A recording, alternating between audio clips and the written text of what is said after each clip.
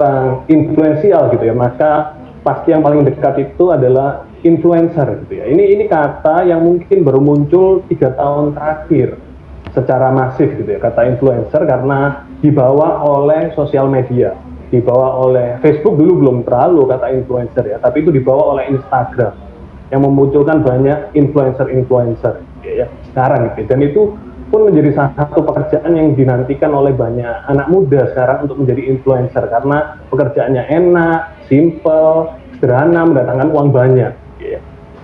Dan influencer ini menjadi satu kata baru yang menjadi kata yang unik, yang mungkin orang tua kalian gitu ya, ataupun orang yang lebih tua, kakek atau nenek itu tidak pernah tahu apa makna influencer, karena dulu memang nggak pernah ada apa itu influencer gitu ya. Dan ini menjadi satu hal yang menjadi kata yang naik daun dan diidam-idamkan oleh banyak orang. Dan kita pun juga menyadari bahwa influencer itu adalah, kalau melihat gambar ini, itu adalah seperti orang yang menarik banyak pihak untuk like, terus subscribe, dan menyukai apapun yang dilakukan. Dan itu pun yang harusnya terjadi di antara kehidupan orang-orang Kristen. Bahwa kehidupan kita itu harus menarik banyak orang untuk mereka itu tertarik, mereka merasa wow, mereka merasa spesial gitu melihat kehidupan orang-orang Kristen. Ya itulah yang harusnya terjadi gitu ya. Tapi bagaimana kalau kita melihat di dalam dunia? Dan di dalam dunia pun ternyata ada banyak orang-orang yang mencari jalan pintas untuk menjadi influencer. Gitu ya. Salah satunya Anna Sorokin gitu ya. Kalau teman-teman pernah tahu, orang berkebangsaan Rusia gitu ya, yang akan dibuatkan film di dalam Netflix gitu ya. Karena kehidupannya sangat menarik gitu ya. Dia seseorang yang masih sangat muda begitu ya, kebangsaan Rusia gitu ya. Dan hidupnya sangat fenomenal karena dia bisa mempengaruhi banyak orang di New York. Orang-orang kaya, pengusaha, terus para selebritis, para fashion designer dan segala macam. Padahal dia orang yang nggak punya apapun, anak seorang supir truk. Tapi dia mengaku bahwa dia adalah keluarga bangsawan asal Jerman yang punya warisan senilai 60 juta dolar, sekitar 90 miliar gitu ya. Dia mengakunya seperti itu. Lebih ya 90 miliar itu dia ya. Dan dia tinggal di hotel selama berbulan-bulan, bahkan dia mau membuat sebuah yayasan gitu ya, yang yayasannya akan mendirikan sebuah museum seni yang bernilai 25 juta dolar. Dan itu membuat banyak orang percaya. Bahkan dia pernah satu kali berlibur mengajak orang sosialita yang ada di New York untuk pergi berlibur ke Maroko, menghabiskan uang 800 juta dan seperti itu. Dan satu orang pun tidak ada menyadari bahwa sebenarnya dia ini adalah anak supir truk dan hanya menipu. Jadi dia membangun dari nol gitu ya. Jadi membangun dari nol, mulai menipu kiri, menipu kanan, tambah uang sini, tambah uang sana, menipu kiri, menipu kanan, terus naik. Terus sosial medianya diperbarui, diberikan foto-foto yang baik, penampilan yang baik, sehingga setiap orang berpengaruh. Bahkan dia muncul di majalah-majalah, dia berfoto dengan banyak orang gitu ya, waktu fashion show gitu ya. Sehingga dia akhirnya orang tertipu bahwa dia ternyata adalah orang yang nggak punya apa-apa dan membangun hidupnya berdasarkan tipuan-tipuan gitu ya. Tapi dia menjadi seorang yang sangat influencer, menjadi orang yang sangat influensial gitu ya, mempengaruhi banyak orang, membuat orang lain percaya padahal dia nggak punya apa-apa gitu ya. Dia memakai jalan pintas dan akhirnya dia dihukum 15 tahun penjara dengan nilai yang didakwakan itu sekitar lebih daripada 4 miliar tipuannya untuk kita mempengaruhi. Inilah jalan pintas yang sedang diambil oleh banyak orang untuk membuat hidupnya berpengaruh. Tetapi menjadi seorang murid Kristus yang berdampak, berpengaruh, tidak ada jalan pintas. Banyak hal yang harus dipotong di dalam hidup kita kalau itu tidak sesuai dengan apa yang Kristus mau. Maka kita tidak akan mau menjadi seorang influencer yang memakai jalan pintas. Tetapi kita harus memperbaiki diri kita mulai dari hal yang paling dalam, membentuk komunitas kita, dan membentuk sebuah persekutuan yang benar-benar bisa menopang kita untuk kita menjadi seorang influential disciples yang sejati. Karena itu ada orang mengatakan bahwa harusnya orang Kristen yang sejati itu adalah jawaban terbaik, bahkan satu-satunya solusi ataupun pengaruh yang diperlukan oleh dunia yang sedang mencari jawaban. Tetapi kenapa itu tidak terjadi? Ya. Mengapa nggak semua orang Kristen itu menjadi seorang murid yang berpengaruh? Menjadi seorang murid yang akan bisa memberikan jawaban, bahkan menjadi jawaban terbaik yang memberikan solusi bagi dunia yang sedang kacau balau. Ya. Maka Billy Graham menuliskan gitu ya. Jadi ketika seseorang itu dikonfrontir gitu, dengan masalah dunia, banyak orang Kristen mengatakan bahwa kekristenan adalah satu-satunya jawaban. Ya. Tapi itu bukan kebenaran menurut Billy Graham gitu ya. Tetapi jawabannya adalah mengaplikasikan daripada kekristenan itulah jawaban daripada kebutuhan dunia. Jadi bukan kekristenannya yang menjadi jawaban, ya. Tetapi aplikasi dari nilai-nilai kekristenan, aplikasi kehidupan seorang murid Kristus di dalam kehidupan sehari-hari itulah yang menjadi jawaban. Ya. Tetapi kenapa ini nggak terjadi? Maka ini ada beberapa hal yang akan kita bahas ya. Ada banyak hal, kenapa kok kita tidak bisa mengaplikasikan nilai-nilai Kristus? Apakah ada sesuatu yang salah atau hal yang perlu diperbaiki supaya kita bisa mengaplikasikan nilai-nilai Kristus sehingga kita menjadi satu-satunya jawaban, menjadi jawaban terbaik dan hidup kita memberikan pengaruh, menginfluence banyak orang gitu ya. Oke, pertama kita akan melihat dari Lukas 14 ayat 25 sampai yang ke 27. Ya. Ini bacaan kita yang sangat simpel, sangat sederhana, tetapi ini hal yang sangat-sangat berat dan sangat-sangat sulit untuk dilakukan. Ya. Lukas 14 ayat 25 sampai 27. Saya bacakan ya. Pada suatu kali banyak orang berduyun-duyun mengikuti Yesus dalam perjalanannya.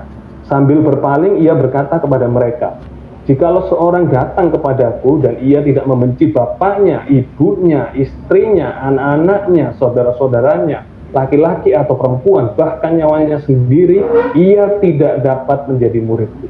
Barang siapa tidak memikul salibnya dan mengikut aku, ia tidak dapat menjadi muridku."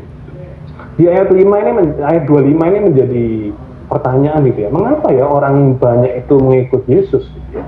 Mengapa banyak orang itu mau berduyun-duyun? Bersusah-susah untuk berjalan dan mengikuti Yesus.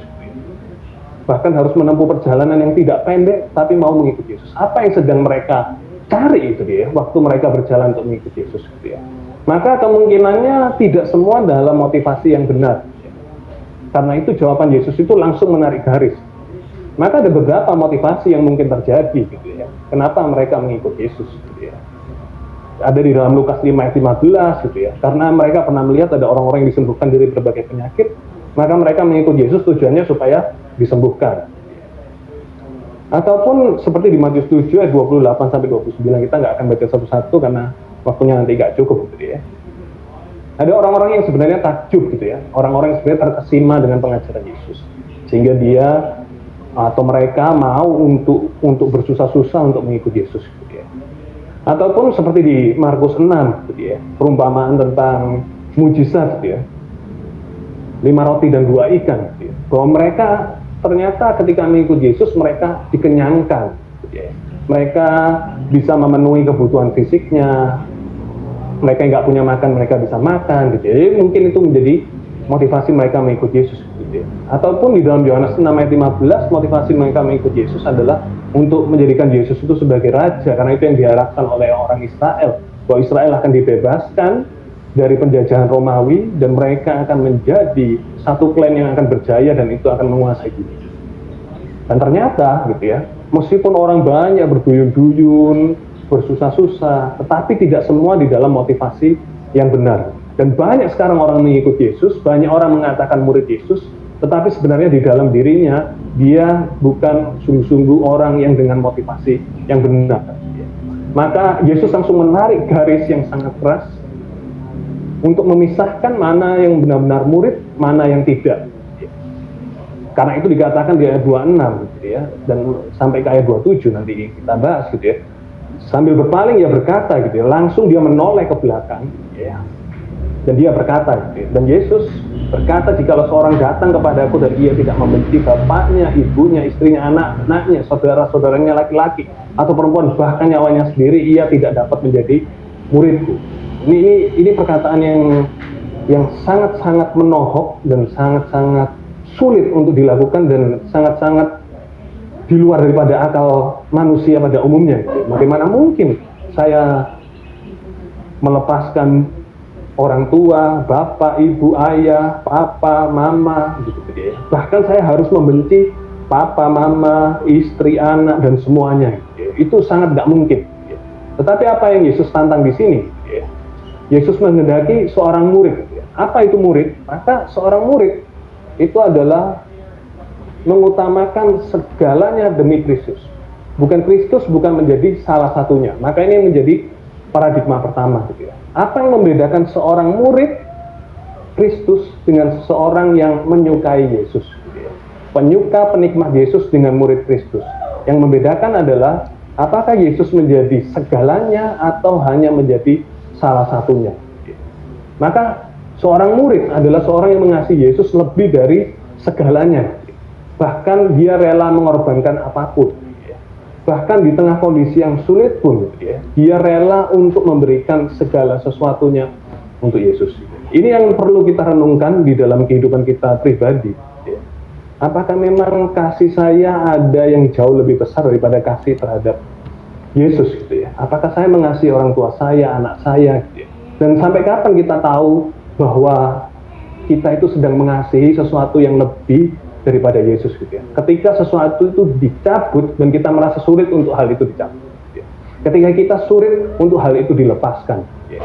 Ketika uang itu menjadi sesuatu yang kita kasihi, waktu ditantang, waktu kita diminta oleh seseorang di tengah keterbatasan kita, gitu ya, dan kita sulit untuk melepaskan, berarti itu jelas bahwa uang itu mungkin menjadi segalanya, gitu, dan Kristus menjadi salah satunya, gitu. Karena saya tidak siap melepas. Ada orang yang impiannya, ya, impiannya. Waktu di tengah kondisi ada Tuhan menantang, gitu. Kamu mau nggak melepaskan impianmu dengan karirmu, gitu ya, supaya kamu bisa efektif untuk mengikuti Yesus. Karena di dalam karirmu kamu selama ini jatuh di dalam dosa. Kamu selama ini tidak bisa melayani dengan karirmu, dan dia tidak sanggup untuk melepaskan. Maka itu jelas bahwa karir itu menjadi segalanya, dan Yesus hanya menjadi salah satunya, gitu ya.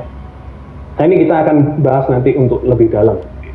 Dan yang kedua dikatakan di ayat yang ke-27, selain kita mengasihi Yesus segalanya dan rela melepaskan segala sesuatu, kedua adalah mau menyangkal diri dan memikul salib.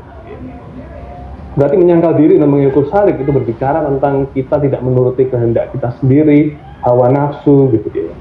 Meskipun orang-orang itu terlihat berduyun-duyun mengikut, gitu ya, bahkan rela di dalam perjalanan, tidak seperti kita yang cuma perlu datang ke gereja, duduk, bahkan ada duduk di tempat yang ber-AC, gitu ya. Bahkan mereka harus jalan, itu pun belum termasuk di dalam menyangkal diri dan memikul salib, gitu ya.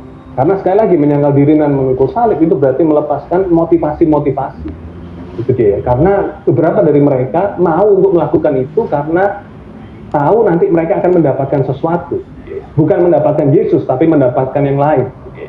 Dia mau mengikut Yesus karena mungkin nanti akan disembuhkan. Dia mau mengikut Yesus mungkin nanti akan dikenyangkan. Dia mau mengikut Yesus karena mungkin nanti Yesus akan menjadi raja, di antara orang-orang Israel. Jadi melepaskan seluruh ambisi, mengubah harapan, tujuan hidup. Dan bahkan seorang murid itu adalah orang yang siap menanggung resiko. Maka garis batasnya itu akan sangat jelas. Kalau kita tidak pernah siap, gitu ya, untuk mengorbankan apapun dan tidak siap mendapatkan resiko untuk kita nanti kalau kita bekerja kita dipecat, kalau masih kuliah kita dimusuhi oleh teman-teman kita, ya, karena kita mau hidup benar, hidup jujur, tidak mau menyontek, memberikan contekan. Waktu kita tidak siap menerima risiko untuk melepaskan teman kita karena kita diajak untuk melakukan hal-hal yang tidak semestinya, berarti kita sedang tidak mau mengikut salib dan kita tidak mau menjadikan Yesus sebagai segalanya. Maka ini dia ya, murid Yesus adalah seorang yang rela melepaskan segalanya demi Kristus, melepaskan berhala, bahkan relasi-relasi yang tidak benar, melepaskan uang, melepaskan prestasi, kehormatan, kuasa, rasa aman dan kesenangan untuk Kristus. Maka inilah dia yang menjadi penting paradigma pertama, ya. Apakah Kristus menjadi segalanya atau hanya salah satunya, ya. Dan kita akan bisa mempengaruhi kita kepada dunia ini akan berdampak sebesar pertumbuhan kedewasaan kita dengan Tuhan. Jadi kita akan melihat bahwa nanti ada orang yang sangat sukses, orang Kristen yang sukses, mungkin alumni perkantas yang sukses gitu, tapi sepertinya hidupnya tidak memberikan dampak apapun. Ya, bisa jadi karena dia sudah mandek, berhenti di dalam pertumbuhan gitu ya. Karena itu pertumbuhan kedewasaan kita dengan Tuhan, semakin kita berani memikul salib yang semakin berat, semakin untuk membuang diri lebih lagi, maka pengaruh kita akan semakin besar. Ya, ini berkebalikan dengan prinsip yang ada di dalam dunia gitu ya. Kalau kamu mau semakin besar pengaruhmu, maka hartamu harus semakin banyak, kuasamu harus semakin besar gitu ya. Kalau kita berbalik, waktu pengaruh kita akan semakin besar, waktu diri kita semakin kecil. Waktu diri kita semakin kecil, maka disitulah pengaruh kita akan semakin besar. Diri kita semakin kecil artinya apa? Artinya Kristus yang jadi semakin lebih besar. Maka disitulah akan terjadi. Lalu hal yang kedua, gitu ya. Ini dia yang seringkali terjadi di dalam pelayanan mahasiswa, gitu ya. Karena kita selalu melakukan PI, gitu ya. Di tengah momen mahasiswa baru, itu selalu kita ada momen PI. Maka kita akan menginjili orang supaya mereka terima keselamatan, supaya mereka percaya Kristus, supaya mereka nanti akan di KTB. Tapi lebih banyak kita berbicara tentang supaya orang itu diselamatkan dari dosanya. Setelah itu kita tidak langsung menanamkan sebuah nilai bahwa kamu tidak hanya diselamatkan dari dosamu, supaya kamu beroleh keselamatan, diselamatkan dari neraka, diselamatkan dari hukuman kekal, tetapi kamu diselamatkan dari hukuman kekal, dari neraka, untuk suatu rencana yang besar. Dan itulah dia paradigma yang berjalan puluhan tahun di dalam pelayanan mahasiswa, termasuk yang ada di Jawa Timur dan di Surabaya. Karena dulu kita ada kurikulum pemuritan gitu ya. PI itu baru diajarkan nanti setelah pembinaan dasar, setelah orang itu memang punya kehidupan rohani yang baik, saat teduhnya baik, ada doanya, ada PA-nya, sudah itu barulah mereka diberikan tanggung jawab untuk PI gitu ya. Sehingga kekristenan itu menjadi sangat berfokus kepada diri, bukan berfokus kepada luar. Dan saya kasih contoh beberapa hal ya. Ayat yang sering kita dengar gitu ya. Waktu doa berkat gitu ya, di dalam Mazmur 67 ayat kedua sampai ketiga. Kiranya Allah mengasihani kita dan memberkati kita. Kiranya Ia menyertai kita dengan wajahnya. Nah, ini dia yang seringkali menjadi, ini doa yang sangat indah, doa yang sangat-sangat mulia begitu ya. Tapi seringkali doa ini terputus hanya di situ. Dan doa-doa berkat yang ada di dalam gereja terputus di ayat 2. Terhilang ayat 3-nya gitu ya, yang tidak dibacakan, yaitu supaya Allah mengasihi kita, Allah memberkati kita, dan Allah menyinari kita dengan wajahnya, bukan hanya untuk kita, tapi supaya ada refleksi, supaya melalui hidup kita, jalan-jalan Allah itu akan dikenal di bumi. Dan keselamatanmu di antara segala bangsa, bahwa keselamatan Allah itu akan sampai ke segala bangsa. Ada supaya, itu menjadi bagian yang sangat penting. Jadi diselamatkan dari, ya, kita tidak hanya diselamatkan dari neraka, dari kehidupan maut, ya, tapi kita diselamatkan untuk itu, yaitu kita diberkati Allah supaya, ya, itulah dia paradigma yang seringkali terhilang, ya, bahwa kita diselamatkan bukan hanya diselamatkan dari, tapi kita diselamatkan untuk, ya, kita diberkati supaya, ya, supaya Allah itu dikenal, dan kita itu hanya cermin yang menjadi reflektor. Maka Kejadian 12 ayat 2 sampai 3 ini hal yang paling sering kita dengar gitu. Diberkati untuk menjadi berkat gitu ya. Janji Allah terhadap Abraham gitu. Janji Allah terhadap Abraham itu bukan janji yang egois, janji yang bersifat internal saja, tetapi janji yang bersifat jauh lebih luas daripada sekedar diri Abraham, bahkan sampai ke segala bangsa, sampai ke kita sekarang gitu ya. Kejadian 12 ayat 2 sampai 3, aku akan membuat engkau menjadi bangsa yang besar dan memberkati engkau serta membuat namamu masyhur. Dan kalau di dalam ISV dan ESV itu dikatakan so that, bukan dan gitu, tapi sehingga, supaya engkau akan menjadi berkat Abraham. Dan aku akan memberkati orang-orang yang memberkati Abraham, mengutuk orang-orang yang mengutuk Abraham, dan gitu ya, so that lagi gitu ya, sehingga, supaya ketika Allah memberkati Abraham, supaya ya, melalui Abraham semua kaum, semua suku bangsa di muka bumi akan mendapat berkat. Nah, inilah dia yang mesti kita ingat gitu ya. Dan kita sudah mendapatkan berkat yang paling besar, yaitu berkat keselamatan. Dan berkat itu tidak hanya berhenti dalam diri kita, tapi berkat itu harus menjadi reflektor yang akan kita salurkan kepada orang lain gitu ya. Karena tidak pernah berhenti titik. Allah memberkati kita, Allah memberkati Abraham, Allah memberkati Daud, Allah memberkati semua tokoh-tokoh iman yang pernah ada. Mereka diberkati mereka diberkati supaya, mereka diberkati sehingga ya, kita akan menjadi berkat. Dan mereka pun akan menjadi berkat. Ya. Maka inilah menjadi bagian yang sangat penting.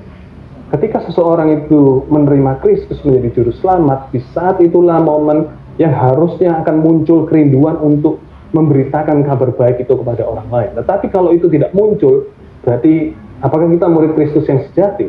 Nah, itu mungkin perlu ditanyakan. Dan filosofi ini, paradigma ini harus selalu ditamankan. Ya.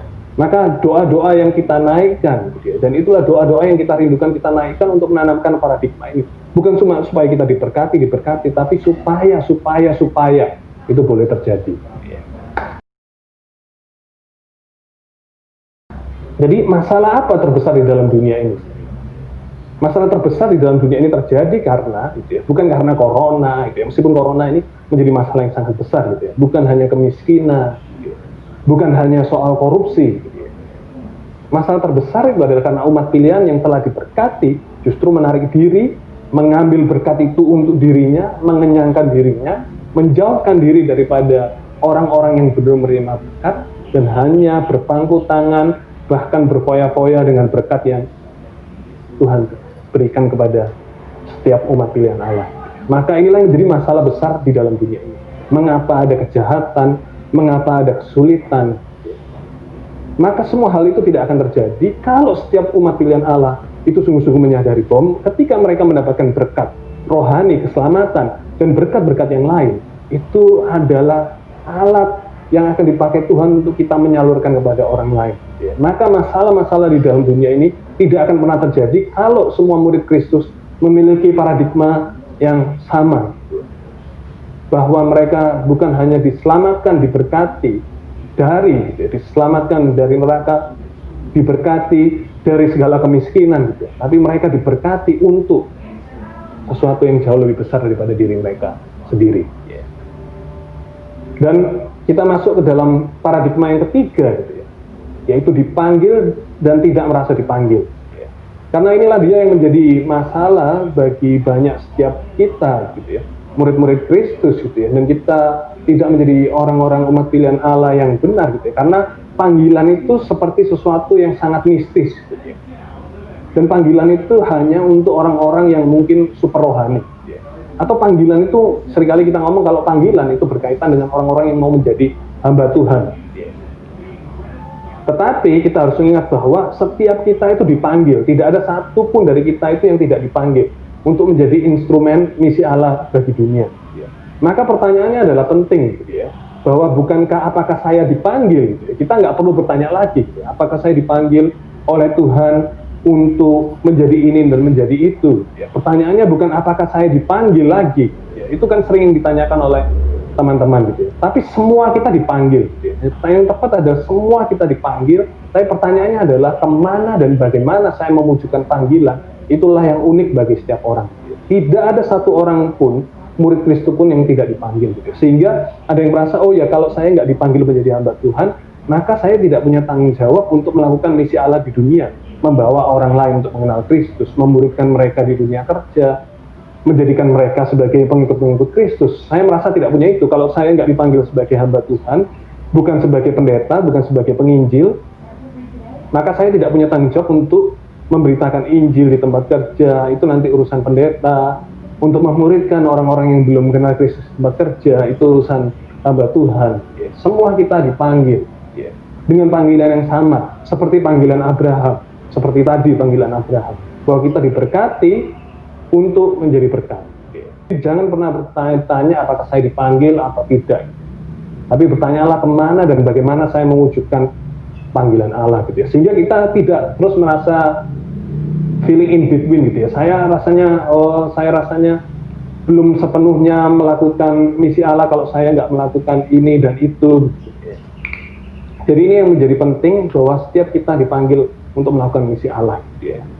Jadi kita diciptakan oleh Allah dan untuk Allah gitu ya. Salah satu yang Rick Warren katakan gitu ya, bahwa kita diciptakan oleh Allah, dan jangan ada satupun teman-teman tempat ini yang merasa bahwa teman-teman ini tidak berharga. Apakah memang Allah itu mencintai saya? Apakah memang Allah itu sungguh-sungguh serius untuk menciptakan saya? Kenapa hidupan saya seperti ini? Tidak ada satupun yang diciptakan oleh Allah itu dengan tidak serius. Semua kita, baik yang lahir di desa, lahir di metropolitan, lahir di NTT, lahir di Jakarta, lahir di Amerika, semua diciptakan oleh Allah dan untuk suatu tujuan yang Allah mau. Sampai kita sungguh-sungguh memahami bagian ini, maka barulah kita akan mengalami kepenuhan hidup yang seutuhnya. Jadi ketika kita memahami bahwa kita diciptakan oleh Allah dan kita semua dipanggil untuk melakukan sebuah tugas yang berbeda-beda dari antara setiap kita, maka disitulah kita akan mengalami kepenuhan.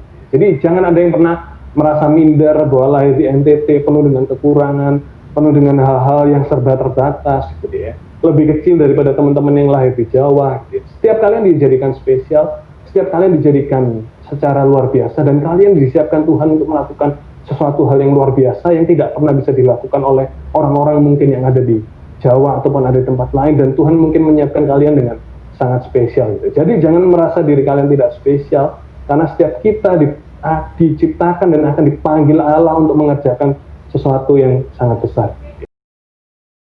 Jadi teman-teman yang ada di tempat ini, sekali lagi kami meyakinkan bahwa kalian akan dipakai oleh Tuhan secara luar biasa gitu ya. Tapi kita akan belajar nanti bagaimana itu dia akan terjadi gitu ya. Dan apa yang menjadi hal yang menjadi banyak pertanyaan daripada orang-orang gitu ya. Seringkali bahwa misi itu terpisah daripada kehidupan Kristen gitu ya. Misi itu menjadi sesuatu aktivitas yang khusus gitu ya. Misi itu tidak menjadi sesuatu bagian yang terintegrasi di dalam kehidupan gitu ya. Karena apa yang terjadi? Karena ada pemisahan paradigma antara aktivitas dengan identitas gitu ya. Maka pertanyaan yang muncul gitu ya, banyak pertanyaan muncul di antara mahasiswa ataupun orang-orang Kristen gitu ya. Bagaimana saya bisa menyatukan atau membuat waktu saya seimbang antara kuliah, kehidupan pribadi dengan pelayanan dan misi Allah di dalam kehidupan sehari-hari? Bagaimana saya bisa membuat semuanya ini seimbang? Nah ini sebenarnya pertanyaan yang salah gitu ya. Bagaimana kita bisa menyeimbangkan gitu ya? Karena kita berusaha untuk memisahkan antara kedua aspek ini gitu, yang harusnya aspek ini menjadi satu. Dan ini nggak tahu sejarahnya dari mana dan nggak tahu awal mulanya dari mana, sehingga terjadi pemisahan gitu ya, antara kehidupan rohani dengan kehidupan sekuler gitu ya. Kehidupan yang sakral dengan kehidupan sehari-hari gitu ya. Itulah yang terjadi pemisahan gitu. Dan pertanyaan-pertanyaan gitu ya, bagaimana misi Allah itu bisa dikerjakan di dalam kehidupan sehari-hari, sedangkan saya sudah sibuk, harus kuliah, harus mengerjakan tugas, harus beraktivitas ini dan itu, terlalu banyak aktivitas, sehingga saya sudah gak sempat lagi melakukan misi. Nah ini nih, misi dilihat sebagai sebuah aktivitas gitu ya. Maka gambar ini yang menjadi contoh gitu ya. Misi itu menjadi salah satu bagian di tengah segala aktivitas yang sudah padat, termasuk di dalam PMK-PMK dan di dalam persekutuan-persekutuan mahasiswa. Misi dilakukan kapan? Waktu mereka ke panti asuhan, gitu ya. Waktu pasca, waktu mereka ke panti jompo, itu baru mereka melakukan misi. Gitu. Jadi misi itu menjadi salah satu aspek yang berusaha untuk dimasukkan di tengah seluruh aktivitas kehidupan sehari-hari. Tapi kita harus mengubah fokus kita menjadi bagian ini. Gitu ya. Dan seharusnya misi itu menjadi identitas di dalam kehidupan sehari-hari. Pelayanan itu menjadi identitas, itu bukan sesuatu yang terpisahkan, bahwa di tengah-tengah kehidupan pernikahan, di tengah-tengah kehidupan studi, di tengah-tengah kehidupan pekerjaan, semua itu menjadi tempat untuk kita melakukan misi Allah. Waktu saya ke kampus, bagaimana supaya waktu saya ke kampus, waktu saya kuliah, saya bisa menyatakan Kristus bisa dilihat di dalam hidup kita. Waktu saya berbelanja di pasar, bagaimana melalui kata-kata saya, melalui perilaku saya, melalui tatapan mata saya, melalui apa yang saya lakukan, itu orang bisa melihat Kristus. Dan kita semua dilibatkan di dalam misi penebusan Allah. Dan kita digambarkan sebagai seorang duta besar Allah. Misi itu berkaitan dengan itu ya. Duta besar itu selalu mengemban misi negara. waktu mereka pindah menjadi duta besar di Arab Saudi. Maka dia harus mencerminkan kebudayaan Indonesia di Arab Saudi dan menjadi representasi Indonesia di Arab Saudi. Sama seperti dengan kita. Dan dia tidak akan memisahkan hidupnya gitu ya. Oh, ini saya duta besar waktu saya di kantor, waktu saya keluar kantor, saya tidak lagi jadi duta besar. Tidak bisa begitu ya. Itu menjadi satu paket dan termasuk kita. Gitu ya. Maka kita menjadi ambasador, menjadi duta besar Kristus. Gitu ya. Maka di dalam studi saya, di dalam kehidupan keluarga saya, di dalam kehidupan pertemanan saya, semua itu harus memancarkan misi Allah. Bukan hanya waktu saya ke panti asuhan, bukan hanya waktu saya pelayanan, bukan hanya waktu saya mengunjungi orang-orang miskin, membagi-bagikan sembako kepada orang-orang yang terkena dampak corona, itu baru saya melakukan misi. Nah inilah dia, sehingga separasi, pemisahan antara kehidupan sehari-hari dengan misi itu tidak akan ada lagi. Maka pertanyaan bagaimana supaya kehidupan saya bisa seimbang antara pelayanan dengan studi, nah itu pertanyaan yang sudah nggak relevan lagi. Kalau saya studi, maka saya harus menampilkan pelayanan saya, menampilkan misi Allah, menampilkan kasih Allah di dalam seluruh bagian. Maka itu menjadi satu paket dan satu bagian yang tidak terpisahkan.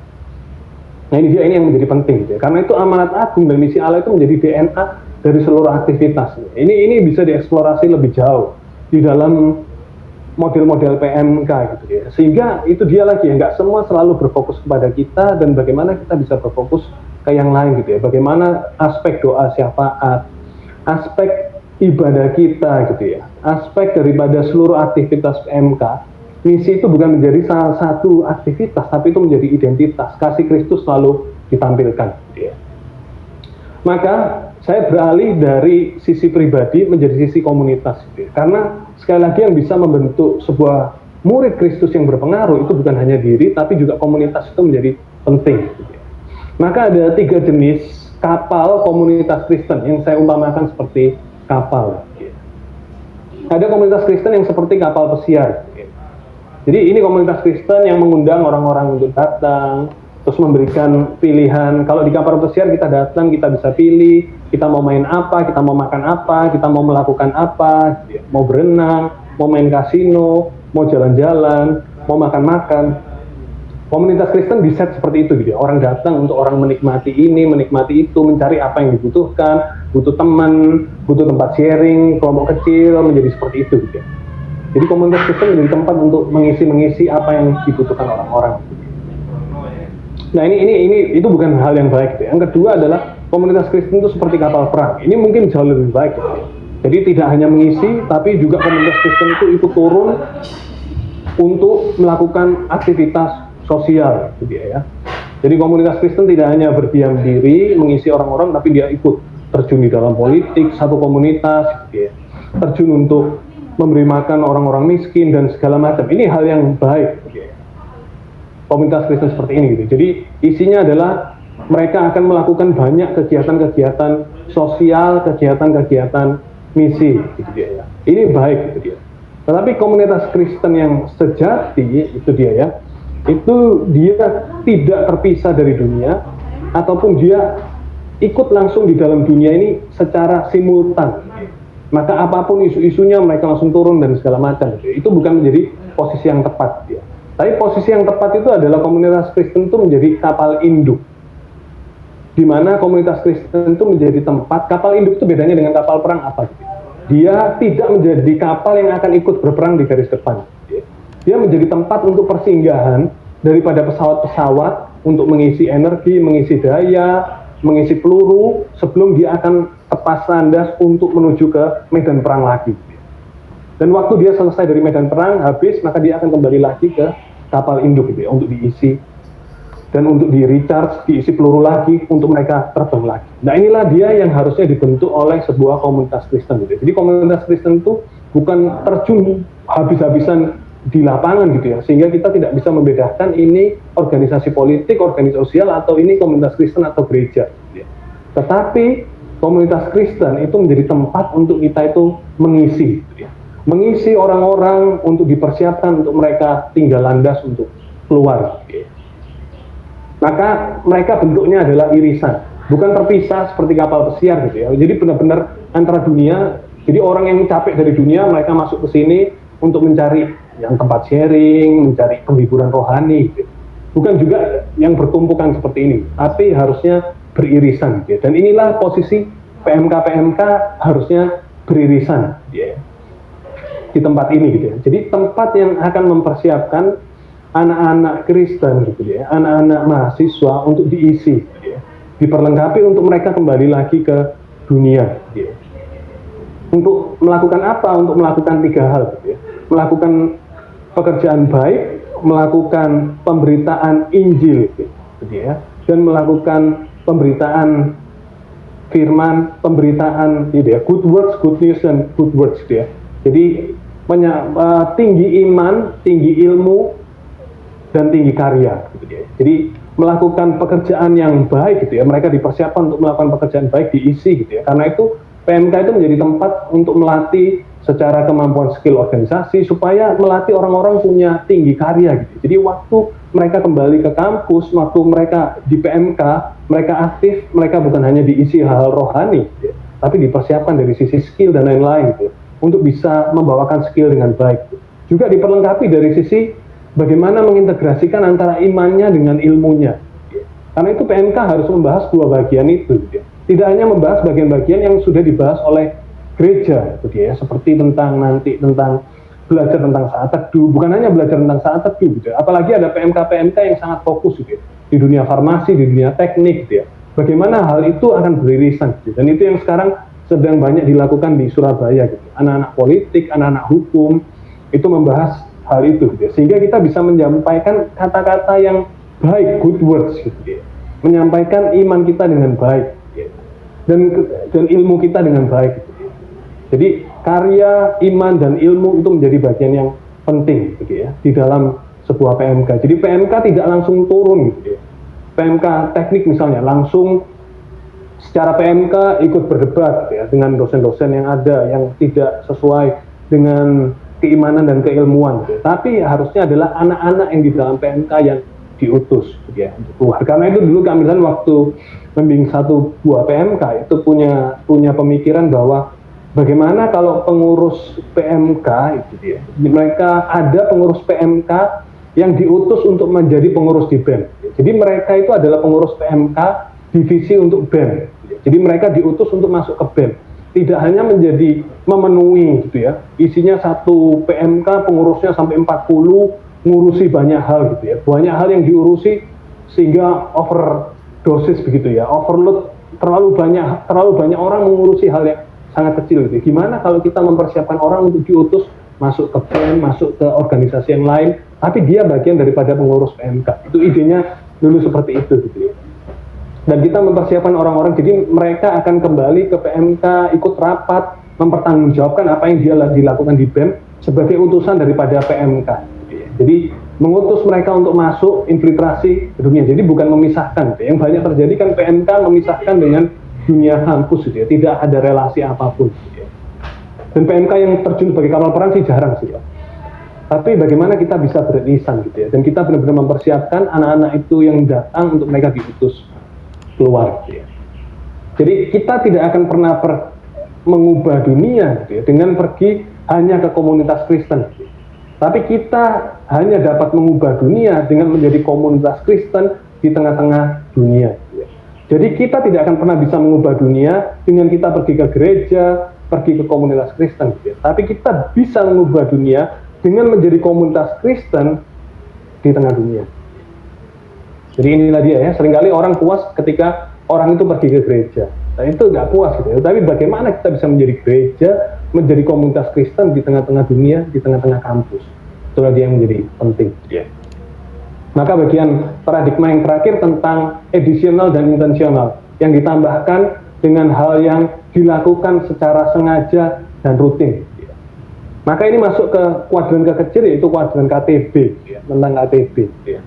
Maka ada 4 jenis KTB ya, yang kami temui di dalam pelayanan gitu ya. 4 jenis KTB gitu ya. Karena itu membaginya jadi kuadran gitu ya. Kuadran untuk sumbu vertikal dan horizontal gitu ya. Jadi ada penilaian soal misioner, dan ada penilaian soal relasional. Maka ada jenis KTB pertama itu KTB yang tidak misioner dan tidak relasional. Itu KTB yang isinya orang ngajar satu arah. Gitu ya. Ada KTB yang bentuknya seperti itu. Pemimpinnya yang banyak ngomongnya itu dia, ngajar terus ngomong terus jadi seperti orang berkhotbah. Gitu ya. KTB yang seperti itu, tidak relasional, tidak misioner karena isinya pengajaran, hanya pengajaran. Gitu ya. Ada KTB yang jenis kedua, gitu, yang misioner tapi tidak relasional. Dan ini KTB mungkin yang jarang ditemui. Gitu ya. Tapi ada KTB yang memang aktivitas sosial isinya. Gitu ya. Mereka merasa nggak perlu ada relasi yang terlalu dalam untuk sharing-sharing, berbagi. Yang penting kita melakukan aktivitas-aktivitas. Gitu ya. Dan ini mungkin banyak di organisasi-organisasi sosial. Gitu ya. Kita nggak perlu belajar firman terlalu banyak. Gitu ya. Yang penting kita melakukan ini, melakukan itu, melakukan advokasi itu.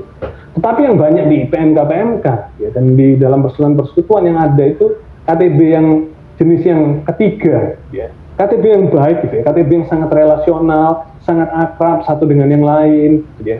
Bisa memahami satu yang dengan yang lain. Gitu ya. Tapi fokusnya tetap lebih ke arah internal, tidak ada misionernya sama sekali. Karena itu Kamilan menamai sebagai KTB arisan rohani.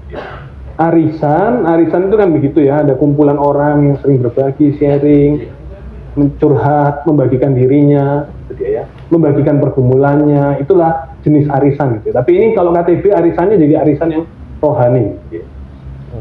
Jadi isinya sangat relasional, tapi isinya sangat berfokus kepada diri sendiri. Maka KTB yang terbaik itu adalah KTB yang misioner, gitu ya. Yang dia secara relasi kuat satu dengan yang lain saling memahami, tapi juga aktif untuk mendorong tadi sebagai kapal induk untuk keluar, ya. Mendorong adik-adiknya itu, mendampingi adik-adiknya untuk memberikan dampak di luar, memberitakan Injil, untuk bersaksi melalui ilmunya di tengah kampus, gitu ya. Memberikan dampak di tengah kondisi kampus yang bobrok, ya. Tengah komunitas orang yang curang, mencontek, dan lain-lain bisa memberikan dampak. Maka disitulah yang disebut sebagai KTB Amanat Agung atau KTB yang misioner. Tidak hanya relasional dekat, pengajaran baik, tapi juga mendorong, mendampingi anak-anak itu untuk keluar. Gitu ya. Maka disiplin apa yang bisa kita lakukan? Gitu ya. Salah satunya, ini yang Kak Milan sendiri terapkan di dalam pelayanan, di dalam KTB, juga di dalam ketika mengelola PMK. Gitu ya. 3 circle, gitu ya. Yang banyak terjadi adalah PMK dan KTB itu yang close circle, yaitu yang mereka pertemuan di dalam komunitasnya sendiri dan mereka menjadi tuan rumah di tempatnya sendiri, yaitu ya misalnya di dalam gereja, di dalam persekutuan PMK Kristen, gitu ya, persekutuan di antara orang-orang Kristen sendiri, gitu ya, yang dilakukan, gitu ya. Yang isinya juga semuanya yang datang adalah orang-orang yang sudah percaya Kristus, orang-orang Kristen, yang banyak seperti itu gitu. Maka kalau kita begitu terus, maka komunitas ini tidak bisa menjadi komunitas yang misioner gitu. Maka kita mulai melangkah satu sisi gitu, melalui ke lingkaran putus-putus gitu. Nah ini yang kami lakukan sendiri secara inovatif gitu ya di dalam pelayanan. Bagaimana kalau PMK kita itu mengundang teman-teman muslim untuk datang gitu ya. Ini dot circle gitu ya. Jadi kita tidak hanya menjadi tuan rumah dan kita menjadi komunitas yang isinya orang-orang percaya, orang-orang Kristen saja, tapi kita mulai mengundang orang lain untuk masuk ke dalam rumah kita. Jadi gambarnya orang masuk ke dalam rumah, dot circle gitu. Karena itu waktu penyambutan mahasiswa baru, Kamilan pernah buat penyambutan mahasiswa baru yang universal gitu. Yang kita mengundang siapapun untuk datang, tidak hanya anak-anak mahasiswa Kristen, tapi mahasiswa yang Muslim, Buddhis, ateis pun juga bisa datang gitu ya, untuk mereka terlibat gitu ya, termasuk di dalam KTB, mengundang teman yang punya pertanyaan-pertanyaan iman, ayo kamu bawa temanmu KTB-mu yang punya pertanyaan iman, datang, yuk kita ngobrol-ngobrol gitu ya. Dan itu waktu itu buatnya di dalam Ruper Perkantas gitu ya, buat acara penyambutan mahasiswa baru untuk mahasiswa-mahasiswa baru yang tidak hanya yang Kristen di Ruper Perkantas gitu ya. Itu yang dilakukan ya, kita copotin semua atribut-atribut dan ada beberapa teman-teman yang jilbaban datang gitu ya. Melatih untuk kita terbiasa gitu ya. Bahkan sampai ke yang ketiga gitu ya, yaitu ke half circle, yang ke setengah lingkaran, di mana kita yang menjadi tamu masuk ke dalam komunitas yang lain. Ya beberapa tahun yang lalu Kamilan aktif sekali di pergerakan interfaith gitu ya. Jadi kita buat diskusi Alkitab dengan Quran di masjid gitu. Ini nggak bisa ditampilkan fotonya, nanti kalau ada bisa ditampilkan gitu. Jadi setiap minggu kita buat diskusi Alkitab dan Al-Quran gitu ya, tentang penciptaan, tentang Adam, tentang Nuh gitu ya, tentang Abraham gitu ya. Dari sisi Al-Quran bagaimana dari sisi Alkitab itu dia. Itu yang dilakukan dan kita melakukannya di pelataran masjid gitu. Jadi kita dan itu kami bisa mengajak anak-anak KTB, anak-anak di dalam PMK untuk masuk gitu. Bagaimana kita menjadi tamu gitu ya, di tempat yang berbeda. Nah barulah itu kita bisa menggerakkan komunitas ini. Dan banyak daripada murid-murid Kristus kenapa nggak terbiasa gitu ya, waktu masuk dalam karena di dalam dunia gereja kita pasti akan ada di half circle, kita tidak akan ada di close circle, karena pasti kita akan ada di dalam lingkungan yang itu majemuk. Kalau mungkin di NTT masih mayoritas Kristen, gitu. Tapi sekarang kita mulai banyak lihat orang-orang dari non-Kristen yang masuk. Gitu. Tapi kalau di Jawa itu kita akan masuk di dalam komunitas yang benar-benar non-Kristen, dan itu teman-teman nggak siap, gitu. Nggak siap untuk menjawab pertanyaan, nggak siap untuk benar-benar menjadi saksi, bagaimana menjadi excellent di dunia yang benar-benar half circle, dan itu harus dibiasakan di dalam PMK. Nah kesalahannya karena di dalam PMK itu banyaknya di close circle, tidak pernah mengajak untuk menuju ke dot circle, mengundang orang lain yang belum percaya untuk masuk di dalam PMK-nya, benar-benar berinteraksi dengan PMK, ataupun membawa PMK itu keluar menjadi tamu di komunitas yang benar-benar komunitas bukan komunitas orang percaya. Sehingga tidak murid-murid yang dihasilkan itu nggak siap secara langsung masuk di half circle. Nah inilah dia yang coba dibiasakan, dilatih bagaimana kita membawa komunitas itu untuk bergerak, tidak hanya selalu internal terus selalu yang komunitas itu terus gitu ya. Maka itu dia, kalau PMK itu sama dengan gereja itu sudah dibubarkan aja. Kalau PMK itu sama melakukan aktivitas, bukan aktivitas Natal nggak penting, Paskah nggak penting, tapi kalau itu sama seperti yang dilakukan oleh gereja, hanya ibadah-ibadah seperti itu menurutku ngapain itu dia PMK itu ada, karena PMK itu harus ada di antara dunia kampus, dunia luar dengan komunitas Kristen. Dia harus selalu beririsan. Maka harus ada sesuatu yang dinyatakan yang gereja, karena gereja pasti akan sulit. Gereja pasti akan sulit menjadi komunitas yang ada di in between, ada di peririsan itu dia. Maka PMK itu harus menjadi tempat peririsan. Maka itulah dia yang kita harus mikirkan yang lebih baik. Kenapa kita nggak bisa mengajarkan murid Kristus yang benar-benar excellent, terampil, dan mereka benar-benar siap waktu masuk ke dalam dunia yang majemuk, karena kita memang tidak pernah membiasakan dan kita mengerami, ya, seperti ayam dierami terus di dalam komunitas Kristen sendiri. Ya. Maka ritme hidup sederhana gitu yang bisa dibangun, gitu ya, supaya misi itu tidak menjadi sesuatu yang ditambahkan, menjadi sesuatu aktivitas khusus, tapi itu menjadi identitas dan intensional. Maka itu bisa dilatih dari hal yang sederhana. Gimana kita melatih anak-anak gitu ya untuk membiasakan diri untuk makan, anak-anak KTB proyek ketaatan untuk mengundang makan temannya yang non Kristen gitu ya, mentraktir. Itu kan hal yang simpel gitu ya, merayakan gitu ya, merayakan ulang tahunnya, merayakan ketika dia senang gitu ya, bukan hanya merayakan dengan teman-teman yang Kristen, tapi merayakan dengan teman-teman yang non Kristen gitu, termasuk memberkati. Maksudnya di tengah corona ini menjadi momen yang paling pas gitu ya, bagaimana kita mengajak anak-anak yang kita bimbing untuk mereka bisa memberkati melalui hidupnya yang sangat sederhana. Jadi ada orang yang sanggup untuk memberikan uang hanya 10.000, hanya berapa gitu ya. Tapi mereka diajak untuk terlibat untuk bisa melihat, mendengar gitu dia. Ini kan ritme hidup gitu ya, kebiasaan hidup yang kita bisa kembangkan secara sederhana. Bagaimana hal itu tidak hanya dilakukan di dalam komunitas Kristen, tapi bagaimana hal itu bisa dilakukan secara intensional, secara sengaja, dan dijadikan identitas di dalam kehidupan sehari-hari. Gitu ya. Jadi ya itu aktivitas makan, gitu ya, mentraktir makan, mengajak makan orang lain, karena misalnya 1 bulan kita puasa, gitu ya, kita puasa 1 bulan selama 4 kali, 1 minggu 1 kali, gitu ya, dan uang hasil puasa kita nanti kita pakai untuk mengajak teman kita yang non Kristen untuk makan. Gitu ya.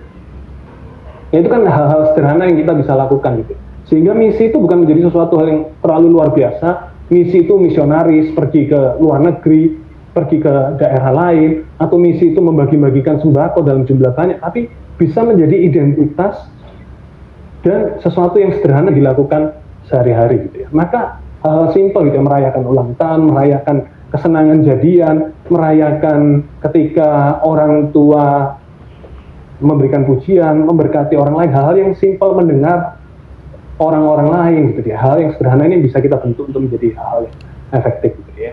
Maka efektivitas dan dampak hidup kita dalam mengerjakan misi Allah itu bukan dihasilkan karena keahlian kita, sekali lagi, personal ability, tapi personal availability, karena ketersediaan kita. Jadi kita akan dipakai oleh Allah secara efektif, itu bukan karena keahlian kita, tapi karena ketersediaan, kemauan kita untuk mengerjakan secara sengaja dan secara serius gitu, di dalam kehidupan sehari-hari. Maka bagian terakhir ini ya, 6 tanda murid yang berpengaruh gitu ya. Ini 6 hal yang harus terjadi di dalam kehidupan kita sehari-hari. Maka yang sering dikatakan bahwa seseorang murid Kristus itu adalah seseorang yang aktif memberitakan Injil, bukan hanya itu gitu. Tapi ada 6 tanda gitu ya, yang sangat sederhana. Bahkan seorang, ini tampilan ambil dari buku Fruitfulness on the Front Line, bahkan seorang tukang sampah pun bisa menjadi seorang murid yang berpengaruh gitu ya. Dia ceritakan bahwa seorang tukang sampah gitu, seorang tukang sampah yang melakukan hal yang nomor 1 gitu ya, seorang tukang sampah yang saleh gitu ya. Seorang tukang sampah yang tidak memaki-maki gitu ya. Seorang tukang sampah yang mengerjakan segala sesuatu itu dengan sabar, memungut sampah, itu pertama. Kalau anak mahasiswa, seorang mahasiswa yang tekun belajar gitu ya, taat, nah itu karakter yang saleh gitu ya. Itu tanda kita bisa berpengaruh. Yang kedua adalah melakukan pekerjaannya dengan baik. Seorang tukang sampah yang setiap hari rajin gitu ya, tidak pernah terlambat untuk memungut sampah, selalu hadir tepat waktu, memungut dengan cermat sampah-sampah yang ada gitu. Kalau mahasiswa, itu selalu mahasiswa yang rajin masuk kuliah, mengerjakan tugas dengan baik gitu. Dan sekali lagi, karya itu menjadi penting, menjadi tanda gitu bahwa kita berpengaruh. Bukan hanya kita punya pengetahuan doktrinal, teologi yang baik gitu ya, tapi nilai studi kita kacau balau gitu ya. Yang ketiga gitu ya, yaitu seseorang yang melayani dengan penuh anugerah, dengan kasih. Bagaimana seorang tukang sampah? Nah, kita kan jarang sekali ya melihat tukang sampah. Kalau kamilan di depan rumah, kamilan senyum ke tukang sampah, tukang sampahnya nggak balik senyum. Ya karena mungkin hidupnya sudah sulit gitu ya. Tapi menjadi tukang sampah yang penuh anugerah dan kasih, senyum kepada orang-orang gitu ya. Melihat orang-orang, melayani orang-orang dengan baik gitu ya. Itu menjadi penting. Nah, termasuk kita menjadi mahasiswa gitu. Supaya kita membawa misi Allah di dalam kehidupan sehari-hari, itu hal yang simpel gitu. Bagaimana melalui senyuman kita gitu, melalui kebiasaan kita mau untuk mendengar orang lain, tidak hanya mau untuk didengar, gitu. Sabar, gitu. Mau berbagi dengan teman-teman yang lain. Gitu. Yang keempat adalah membentuk budaya. Gitu. Bagaimana tukang sampah ini membentuk budaya baru, mengolah hasil sampahnya menjadi sebuah hal yang bisa didaur ulang. Waktu itu dia cerita tentang bagaimana dia mengelola sampahnya, gitu. Potongan-potongan pohon gitu ya, sehingga akhirnya dibentuk menjadi salib, dan salibnya itu dibagikan ke orang lain. Jadi membentuk suatu budaya baru. Kalau mahasiswa membentuk budaya baru apa? Kalau budaya teman-teman kalian adalah budaya yang malas gitu ya, bagaimana kalian bisa menjadi contoh untuk membentuk budaya yang tidak malas, budaya yang mencontek gitu ya. Bagaimana kita bisa menghadirkan budaya alternatif yang orang-orang itu tidak menyontek. Yang kelima gitu ya, menjadi juru bicara untuk kebenaran dan keadilan. Jadi bukan hanya menyuarakan Injil, kabar baik gitu, tapi menyuarakan hal-hal yang tidak benar, hal-hal yang tidak adil itu kita suarakan. Seorang tanda daripada murid gitu. Tukang sampah ini apa gitu? Dia menyuarakan tentang go green gitu ya. Itu yang selalu dia suarakan gitu ya. Maka dia ketika ada orang membuang sampah sembarangan, dia selalu mengingatkan. Nah, sebagai seorang mahasiswa apa yang bisa dilakukan?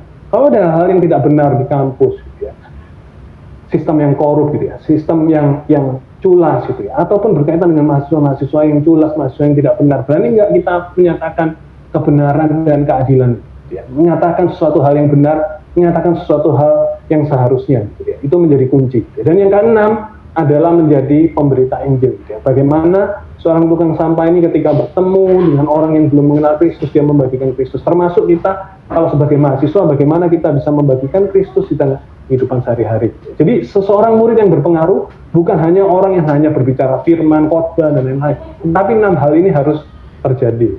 Barulah kita bisa menjadi murid-murid Kristus yang akan memberikan pengaruh.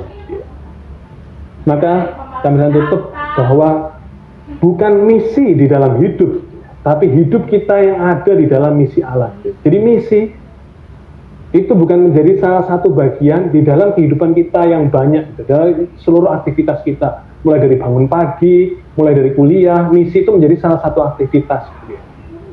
Misi itu menjadi salah satu kegiatan di dalam hidup kita. Tetapi justru kita harus membalik, bahwa misi itu menjadi satu benang merah, sesuatu keseluruhan, dan hidup kita itu yang ada di dalam misi Allah gitu. Jadi bukan aktivitas misi Allah di dalam hidup saya, tapi hidup saya di dalam aktivitas misi Allah gitu ya. Jadi hidup saya itu di dalam misi Allah. Mulai dari saya bangun tidur sampai saya tidur, apakah saya menjadi duta besar Allah, menyatakan Kristus melalui apa yang saya lihat, apa yang saya katakan, apa yang saya lakukan. Melalui ketika saya berinteraksi dengan orang tua, ketika saya studi, ketika saya berinteraksi dengan teman, ketika saya mengerjakan tugas, apakah saya menandakan misi Allah? Muncul di dalam seluruh hidup saya. Maka inilah yang harus menjadi filosofi dasar, bahwa hidup saya di dalam misi Allah, bukan misi Allah di dalam hidup saya. Maka inilah hal yang baik, hal yang benar yang harus kita lakukan, barulah kita bisa menjadi murid Kristus yang betul-betul berpengaruh. Semoga ini akan menolong teman-teman dan bisa membentuk satu kehidupan murid Kristus yang baru. Mari kita berdoa.